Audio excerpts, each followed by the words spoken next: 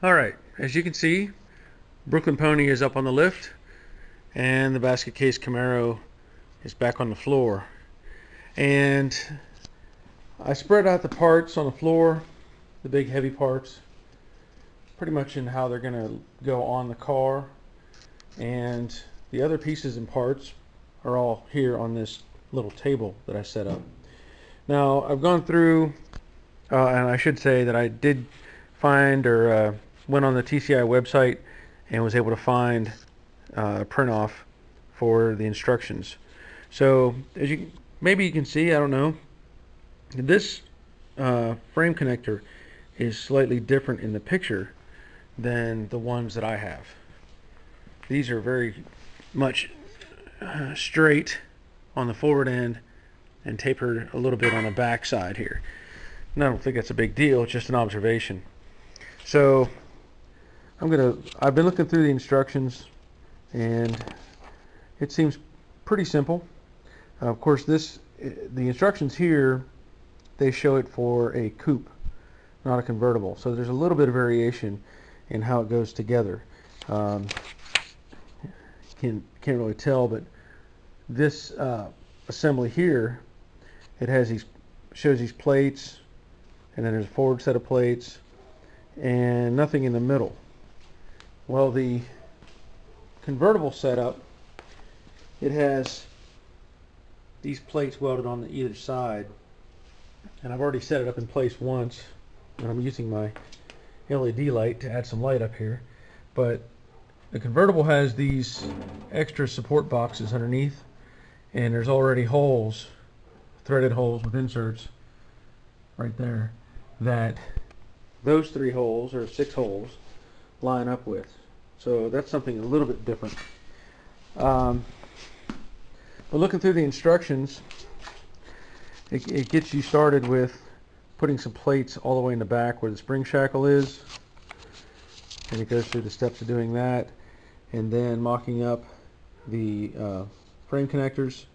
And here you see a difference too. This is for the coupe because the floor support stops, and on the convertible it doesn't do that. That's why these are a continuous U-shape all the way through, because the convertible floor supports connect into these boxes.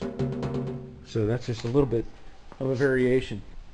Now this looks pretty simple. They're showing, in this case, he's using a mallet to beat this one on here because he said his floor supports were out of shape over the years, and that makes sense.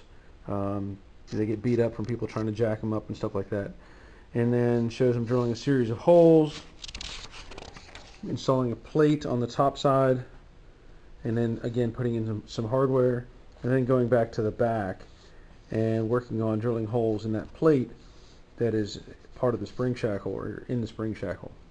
And furthermore, it goes into the holes at the front through the frame, floor supports, all that sort of stuff, and then adding some secondary plates, putting in the stiffener, cross member stiffener, and then just going through various steps of installation. So I think it's going to be a pretty good kit. I think it's going to be pretty simple to follow the instructions. However, there's a couple variations I noticed.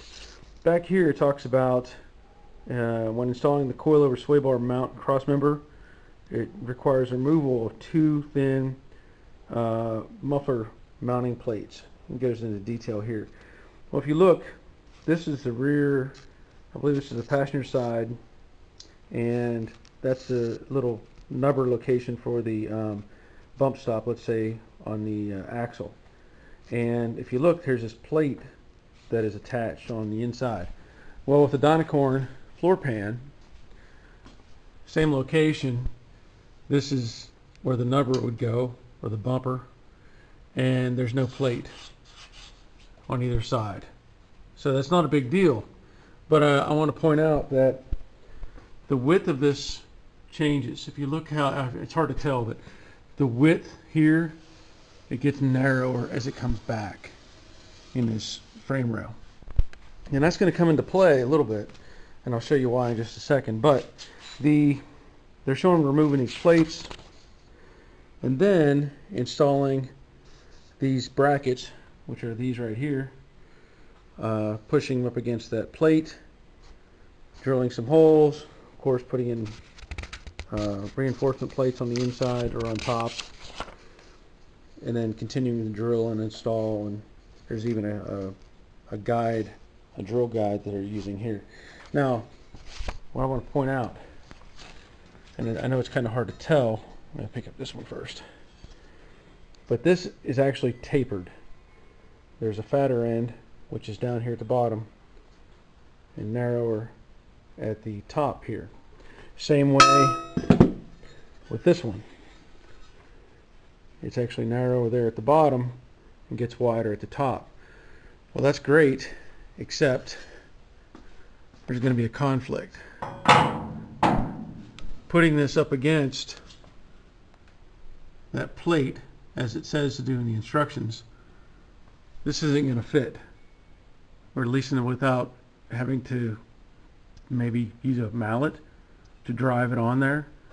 It's just not going to fit. Now if I back this up, see it'll start to slide on. This, there you can see that width on the frame rail there is the same. However, it's not the same up here. So I'm going to have to figure that out. And again, it may have to be massaged on with a mallet. And the only reason it's a big deal in my mind is I wanted to make, or I'm trying to get everything powder coated. And there's no way I'm going to be able to get this powder coated and install it. This will have to be put in place. I'll have to treat the inside prior to even getting it up in there, and just have to force it into place, I guess, as best I can. I'm going to try maybe, and this is some heavy steel, I don't know if I can spread those apart a little bit or not, but I may experiment a little bit. Other than that, again, it looks pretty simple, but we're going to get started on this and see how it goes. Now I will point out I'm having trouble with my other camera. My new camera that I bought, it quit working on me. I don't know what's going on. I'm about 3 seconds away from smashing it with a hammer, but I'm going to try a few more things to get it to work. Anyway, so I'm using my little handheld, and I'm going to get started. Alright, so as the instructions stated, you've got these two plates.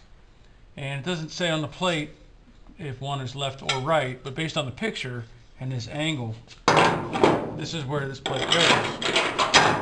And it doesn't mention about putting a nut. In fact, I don't see any nuts in the packaging, and there may be some, but I just didn't see any.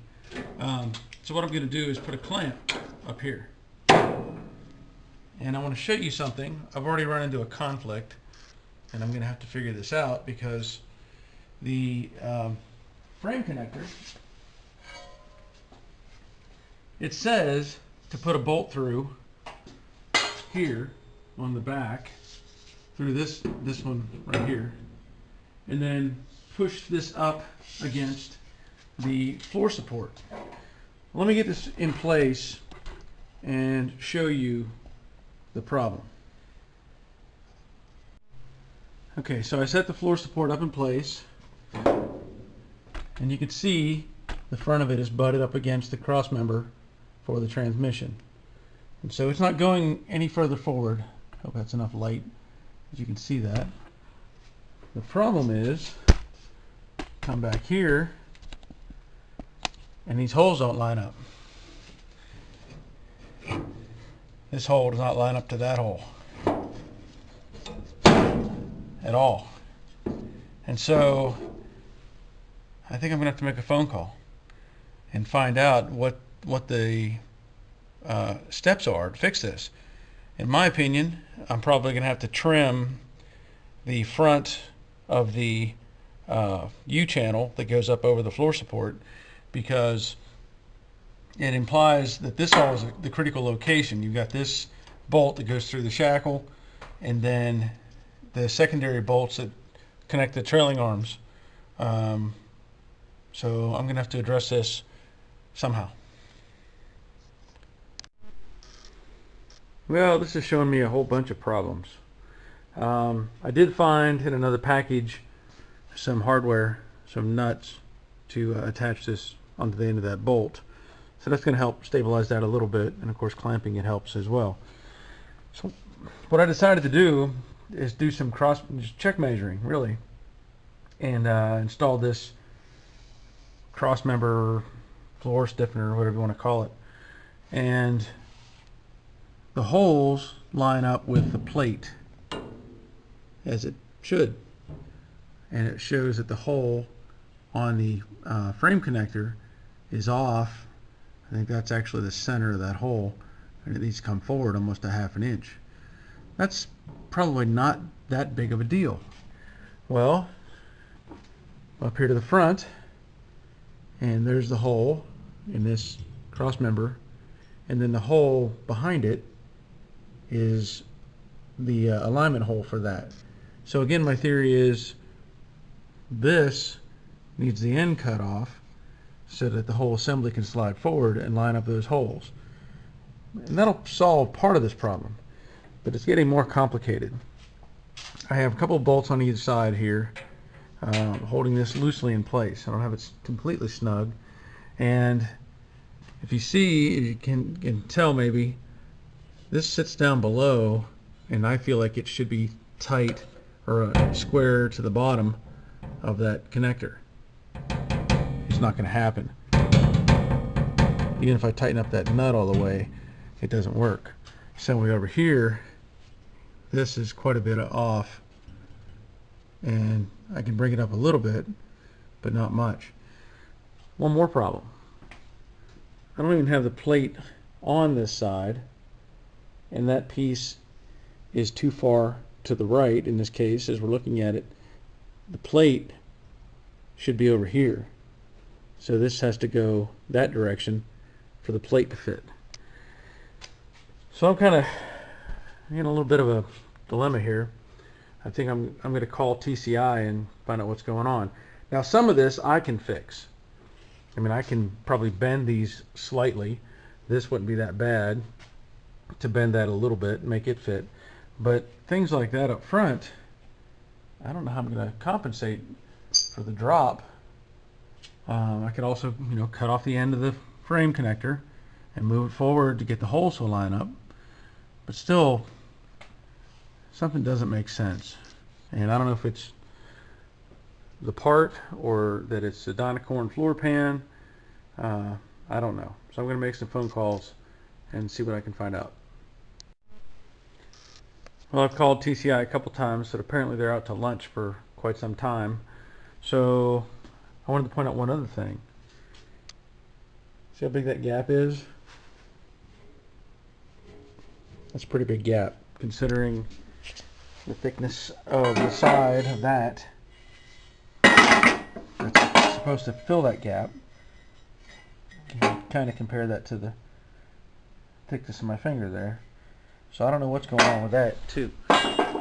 But big gap there. A little tiny gap there. I almost kind of wish they would have just sent me all the pieces and I could have fabricated it myself and made everything fit like it should.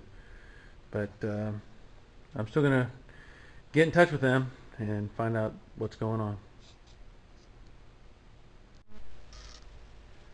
Okay, so I called TCI. They did return my call this morning, and we talked about it a little bit. But ultimately, I think it's more of a Dynacorn problem than a TCI problem.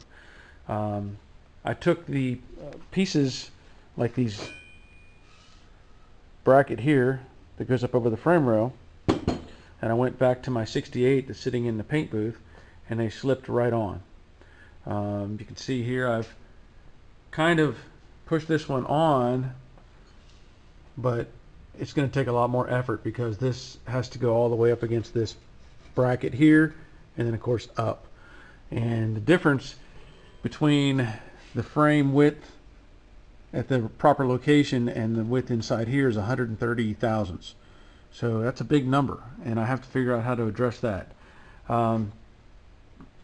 Again, I think it's all that this floor pan, it's almost like these frame rails are an oversized copy of the original, somewhat. Almost like they went around an original frame rail and you end up with this extra thickness. So, I mean, it's good, but whenever it comes to a product that is designed to fit an original car, that's going to be a problem. Now, being a fabricator, I would have liked to have had all these pieces by themselves. In this case, I could have built this on my own and ended up with something that's going to fit very, very nice. But that's not the case. We already have these pieces, so I'm going to have to work with what I have. The end result is I need to move this forward. Maybe, I don't know, whatever that number is, half, 3/4. I'll figure that out. In order to do that, my plan is, and you can see this is slid back a little bit, my plan is I'm going to cut off the front edge of this U-channel and adapt it forward to make it fit where it's supposed to fit. The reason for that is I can't move this. To me, this is the main point of the whole system. This is where your shackle is that mounts the control arms. So I'm not going to move this around, especially whenever this cross brace actually lines up with it. The holes, they will line up. So I can't move this. So I'm going to have to change the dimensions on this piece. That's a minor issue. I can move it forward and take care of it. The other thing, this forward cross brace, I know that, as I said, if this is pushed up properly, the holes don't line up just right. This is sitting a little bit too low, as you can see on this side as well, and also this gap is a bit big. In order to fix that, the process I'm going to use, I'm going to cut these ends off, and I'm going to try to salvage as much of the material as I can and cut the end off, and I'm going to make new plates. Once I have the arms or the frame connectors in place, that'll give me my hole location. I can make a plate and maybe make it thicker that'll bolt into those holes, and then it'll be a little bit wider, and I'll weld it back onto this piece. That'll address that. Back here, this one will have to be tweaked a little bit, and I think I can bend it slightly. It's not going to take much.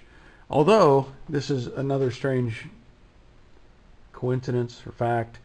I've cross-measured this entire floor brace support thing. It's square. It's where it's supposed to be. So I don't have an issue with the part. It's just that the fact it's not going to fit this Dynacorn floor pan. So that's the plan, and I'm going to get started on it. And I think what I'll do first is modify the frame connector, shorten it up, move it forward, and get these hole locations in the right spot.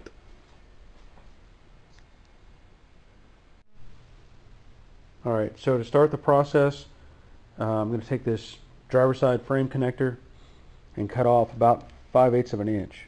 I think that's about what I need to get it to move forward so that the rear holes will line up with the plate.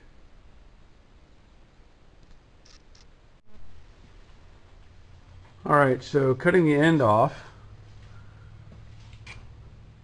I now have a little bit of space there at the front, which is fine. And I almost have these ready to line up, or close to lining up. But now I run into another problem. And this, again, I shouldn't have to deal with.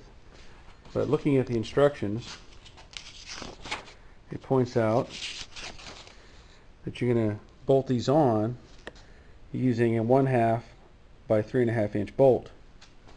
Well, they provided me with a 1/2 by 3.5 inch bolt. Great. This is the passenger side frame connector, and that fits like it's supposed to. This is the plate for the passenger side.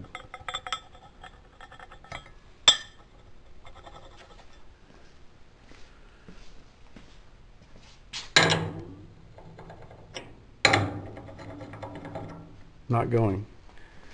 The holes measure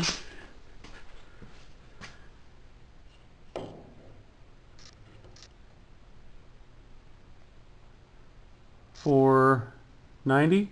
No, 480. 480. And the bolts are actually right at 490. I don't know why they couldn't make the hole the right size.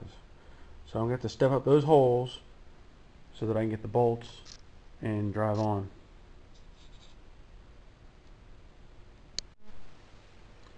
Alright, I think I'm making some progress. With this driver or passenger side frame connector, I had drilled new holes 5/8 of an inch or so back from the original hole and put this up in place. You can see there's a little bit of a gap here and up here. Well, I went to the store and I bought a long 5/16 drill bit just to make it easier, because a shorter bit is going to be a little more challenging to drill these holes. But what I did is I drilled up through the floor pan, and then I set the plate on top, or actually I bolted the plate in place. And when I drilled the forward holes, the last two, I basically marked them when I drilled through the pan and created a dimple. And then it was easier to bring it out here, and I just clamped it onto the car dolly and stepped the hole up. Now this metal is a hardened metal, so it takes a little bit more to drill through than it would the normal sheet metal or pan. I stepped it up. I think I used a 3/16 to drill my pilot, and then I used one of these step drills from Harbor Freight, which I love those things. They work great, to step this up even more. Now I'm not going to oblong this hole, because this is a definite location. They make these holes oblong, so if you have to move the plate around a little bit, it's not a big deal. But in this case, I already know exactly where my hole is, so I'm going to run with that. So I'm going to get those holes drilled. I am not going to trim this off. There's no need to remove this material. It's just extra work, and it's not going to change anything. So I'm going to leave that extra material there. So I will finish up with the passenger side frame connector, and then I'll do the same process on the driver's side. Now I will say, when I cut off the extra material from the front of that connector, that's the material, and I used my chop saw. Took a little effort to get it in there, but it would have taken forever to cut it with a cutoff wheel, and I was able to do that just fine with my chop saw. So I'll get the finish drilling holes in that plate, and then I'll start working on the driver's side frame connector. Alright, so I have the frame connector in place. As you can see, I have some brackets here. I'm just using them as spacers and a bunch of washers to bolt the frame connector to this plate in the back, which it's also bolted in and clamped to hold it nice and square. Things are fitting pretty well at this point. As you see, there's no gap underneath that frame connector. I do have the bolts, or at least 4 of the bolts, going up through the floor. When this is all said and done, those bolts will come down through. The captive head will be on top. And when I cut off the end here, I had a little bit of part of the hole showing, and so I welded that shut and blended it smooth. Same way over here. I still have that to do on this side. Maybe hard to see here. Let's see if I can. Maybe you can see that right there. A little bit of witness, or what's left of the hole. Can't tell if the camera's focused or not. Anyway, I'll weld those and blend those as well. As far as the next step, once I finish drilling the top plate, because I have the hole started on the bottom here, I'll drill the top plate, bolt everything back in, and then I've got to drill these holes. There's 2, they go all the way through to the other side, and it recommends drilling them from the side, not all the way through. And then I will work on fitting this floor stiffener piece and getting it in place. So that'll be the next step, and we'll see how that goes. I wanted to point out something. On the instructions, it says to use a 1/2 inch drill bit and drill through those holes from either side. And it warns you that be careful, it'll grab the thinner sheet metal. So in order to avoid that, I took a center punch, marked my hole, and then I took what I believe is to be a 3/16 drill bit and drilled the center. And then I used the step drill, and finally I did take a 1/2 inch bit and go through the holes. Now I did that all the way through from side to side so that it would be a smooth transition. And as you can see, now I can get the bolt in, goes straight through. It just pays to run the drill bit all the way through to make sure that the hole is square, because even if you find center and drill and step it up and everything, it's best to take a drill bit and go all the way through it. So I need to do that to the driver's side yet, finish it, and I'll continue on from there. Alright, I've got the two frame connectors all set up where I want them, and I'm mocking up this cross brace or floor brace, whatever it may be called, and I want to show you some things. This, putting the bolts in the front holes where they belong, now you can see exactly how much it's off, and that's at least 1/2 inch that will have to be made up at some point. Next problem is if I rotate this up,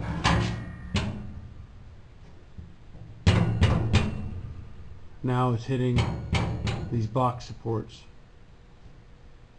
There's only one way to fix that in my mind. Well, I'm sure there's more than one way, but there's the way that I'm going to fix it. And what's going to have to happen is, as I think I mentioned before, I'm going to cut these ends off and make new ones that will fit these holes exactly, and they'll be taller so that when this is rotated up, the front section will technically be down just a little bit to make this fit flush against these pans. And then I'll also allow the back to come up and line up with the holes. So I've got to get a little more creative. I've got to come up with some blocks that are pretty thick, and of course fabricate everything to make it work. Let me show you something else. I'm going to take this back out.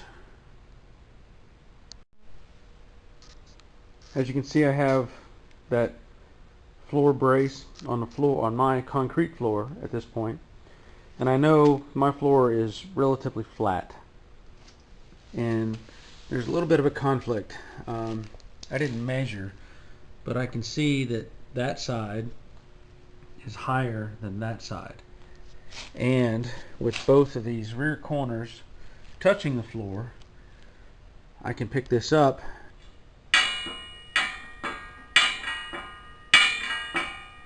so there you can see when I pick up the right rear corner, the left side comes down and the right side comes up just slightly, but that tells me this thing is not in the exact shape it should be.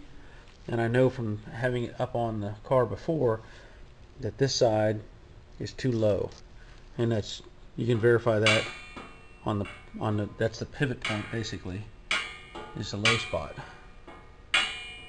So I'll have to address that tube in some way and get it to come up slightly so that it fits properly.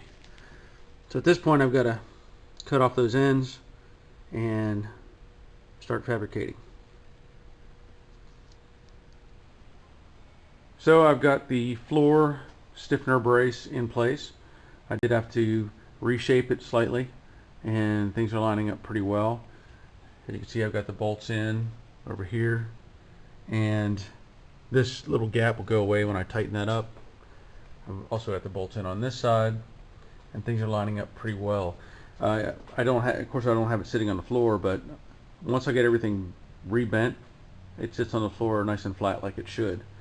Moving forward, I've got the bolts going, or at least one bolt on each side, going up through these pan supports or pan braces. I don't know what the technical term is, but on a convertible they have these, so the bolts are working out in that location. As I pointed out in the front, I think I showed in the previous video, with the original earpieces on the ends of this tube, there was quite a gap, and so I cut these off, and I've got these. I have a friend who is a machinist, and so I had him make some new blocks for me. If you also notice this, if you compare it, you can see there's a much longer leg on one side, and that's because in place it's hard to get a good angle, but this is slightly lower than this part of the frame connector, so I had to make it a little bit longer. And now this piece will be bolted in place and welded in like this over here. Now, of course, it's not welded, but the plate is in place, and by doing it this way, everything is going to line up when it goes back in later on. So that'll take care of that, the front section. So I'm pretty happy with that. In the back here, I want to point out a couple things. In the instructions, it says to drill the holes up through the floor pan, and then there will be a little strap that goes on top, and you bolt this in. Well, that's fine if you've got a 67 or 68 or later models that don't have this relief. And that relief, if I remember correctly, that's for the parking brake. So the problem with that is, by drilling the holes up through there and you can't put that strap on top. It just doesn't work. So I'm really considering, I probably have already decided that I'm just going to weld these on and do away with those holes.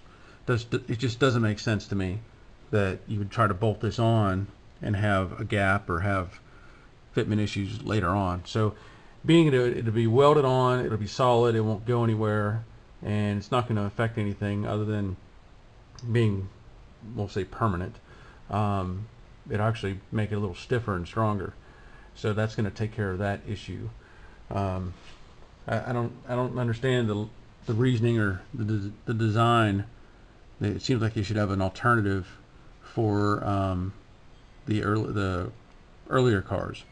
Maybe if this was a little bit longer and you could drill a hole back here and just put a bolt in a washer, but as it is, it goes through that recess area. So anyway, that's my plan, and I think that'll be much better.